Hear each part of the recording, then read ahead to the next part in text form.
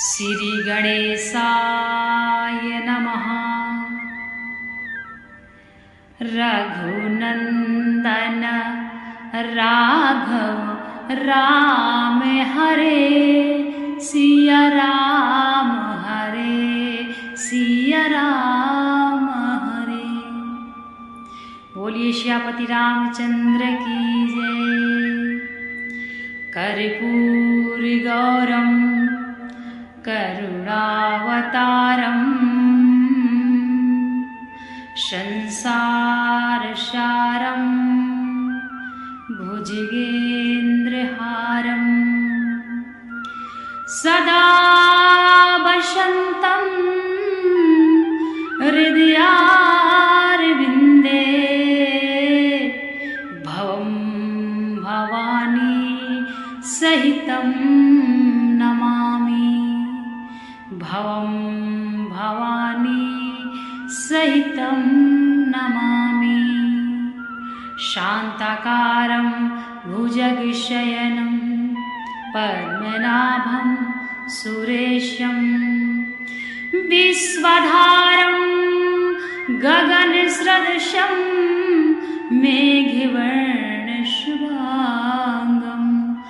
लक्ष्मीकान्तं कमलनयनं योगिहृदयनगम्यं, वन्दे विष्णुभवभयहरं, सर्वलोकैकनाथं सर्वलोकैकनाथं। आज शिव पुराण के माध्यम से हम सभी यह ज्ञात करेंगे कि जब व्यक्ति भक्ति करता है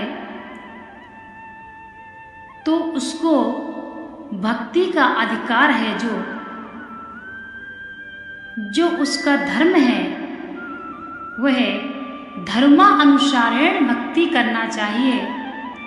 तो जो व्यक्ति भक्ति करता है तो वह भक्ति का फल उसको प्राप्त होता है या नहीं।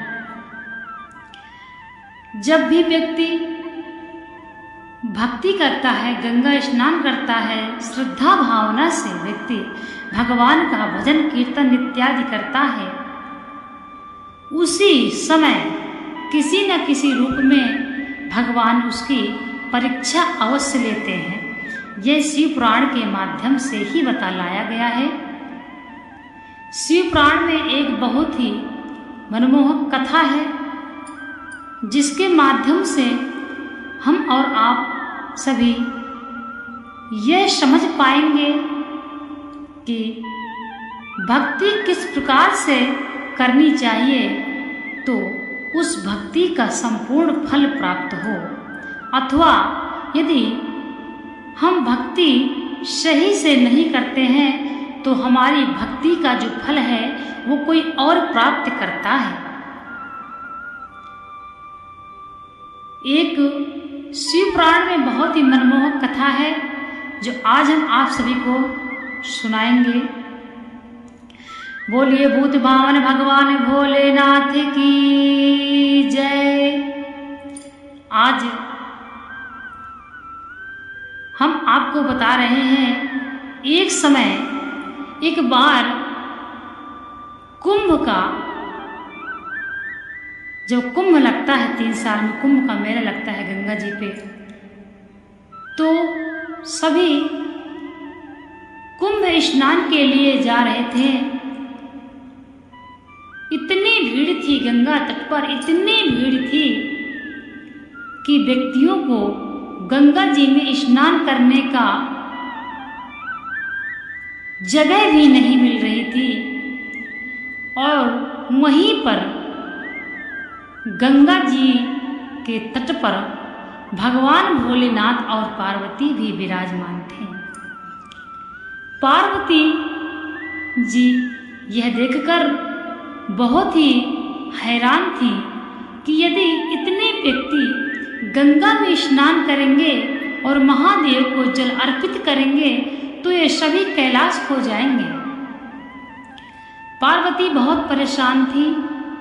तो महादेव जी बोले, हे पार्वती, आप किस चिंता में हो?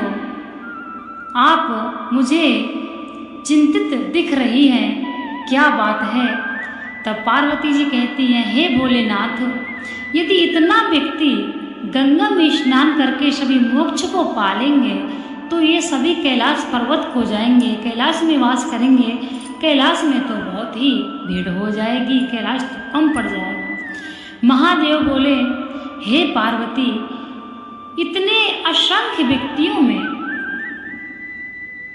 गंगा नहाने का जो फल है वह किसको प्राप्त होगा? और इतने असंख्य व्यक्तियों में कौन सा व्यक्ति मेरे धाम को जाएगा? ये आपको अभी पता लग जाएगा, आप चिंता मत करिए। पार्वती जी बोली, ठीक है। जब व्यक्ति स्नान करके जाने लगी तो भगवान भोलेनाथ एक वृद्ध बूढ़े का रूप धारण कर लिए और पार्वती को बोले, हे पार्वती, आप एक बुढ़िया का रूप धरिए। अब वह समय आ गया है कि कौन कैलाश को जाएगा, कौन सा व्यक्ति है जो कैलाश को प्राप्त करेगा। पार्वती जी यह जानने के लिए बहुत ही उत्सुक थी, इसीलिए उन्होंने एक वृद्ध माता का रूप धारण कर लिया। थोड़ी दूर जाने पर गंगा के तट पर मार्ग में भोलेनाथ एक वृद्ध बीमार बूढ़े के रूप में मार्ग में विश्राम करने लगे और वहीं पर माता पार्वती बुढ़िया के रूप में बैठ गई। भगवान भोलेनाथ एक वृद्ध बीमार बूढ़े के रूप में कराहने लगे और पानी पानी जल जल मांगने लगे। बोले, हे पार्वती, जितने भी लोग यहाँ से गंगा स्नान करके जल लेके निकल रहे हैं, आप उनसे जल मांगिए कि मेरे लिए आप उनसे जल मांगिए। पार्वती जी बोले, ठीक है, जैसी आपकी आज्ञा। महादेव बोले, ठीक है पार्वती, अभी पता लग जाएगा कि कैलाश को कौन प्राप्त करेगा। सभी लोग निकलते गए, स्नान करके पार्वती जल मांगती। कोई कहता, अरे हम तो महादेव को अर्पित करेंगे, यह जल हम आपको नहीं दे सकते हैं। और कोई कहता, बड़े ही मुश्किल से हम यह जल लाए हैं, हम आपको नहीं देंगे। तो कोई कहता, महादेव हमारे नाराज हो जाएंगे, ये तो हम जल महादेव के लिए लिए जा रहे हैं। तो कोई कहता, गंगा स्नान करके आए हैं, हम आपको जल नहीं दे सकते हैं, हम सिर्फ महादेव को ही जल अर्पित करेंगे। ऐसे मांगते मांगते मांगते मांगते असंख्य लोग निकल गए, लेकिन किसी ने जल नहीं दिया। श्री राधे। तत्पश्चात एक बूढ़ा व्यक्ति गंगा जी में स्नान करके वहां से निकले। भगवान भोलेनाथ का स्मरण करते हुए वह जल लेकर जा रहे थे। उसी मार्ग में भगवान भोलेनाथ जल जल की मांग कर रहे थे और माँ पार्वती बुढ़िया के रूप में रो रही थी, अरे मेरे पति बीमार हैं, इनको प्यास लगी है, कृपया कोई महाजन मुझे पानी दे दीजिए। तो उस बूढ़े व्यक्ति ने सुना।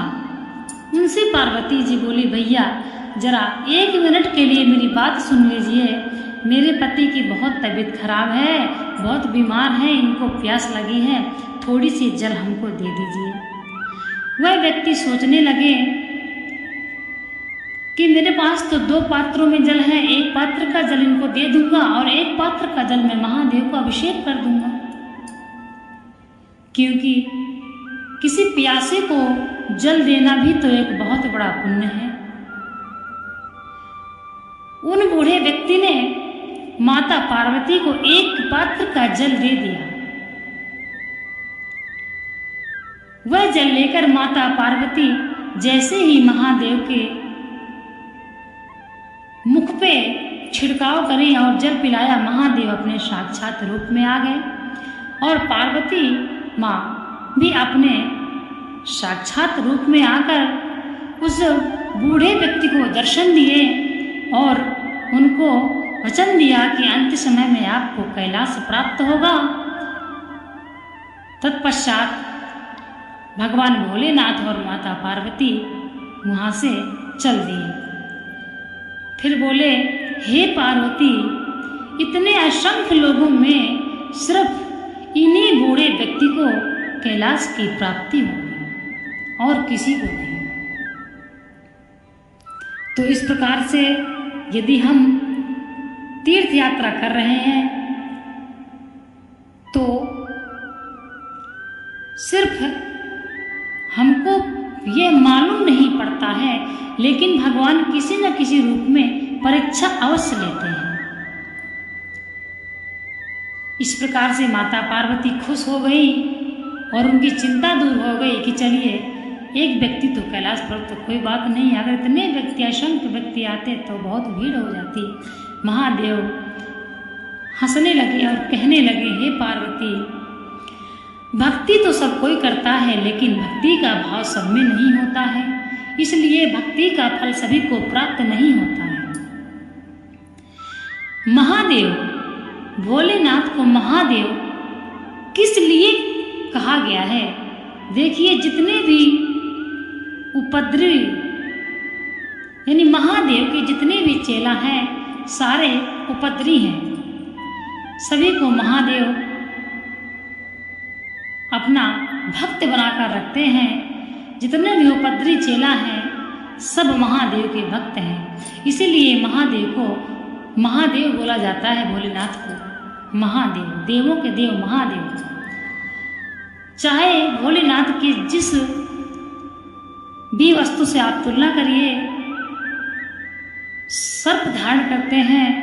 अर्धचंद्र जब समुद्र मंथन से निकला तो सभी परेशान हो गए, ये तो अशुभ है, अर्धचंद्र है। भगवान ने, भोलेनाथ ने उस अर्धचंद्र को अपने मस्तक पर धारण किया। सांप, बिच्छू, दैत्य, दानव सभी महादेव के भक्त हैं, सभी महादेव के पुजारी थे और रावण जैसे विद्वान भी महादेव के ही पुजारी थे। इसलिए जितने भी महादेव के चेला हैं सब बहुत ही उपद्रवी हैं, इसलिए देवों के देव भोलेनाथ को महादेव कहा गया है। बोलिए भूत भावन भगवान भोलेनाथ की जय। पापोहम पाप कर्माहम पापात्मा पाप संभव त्राहि माम पार्वती नाथो सर्व पापो हरो हरो। पार्वती पते नमः।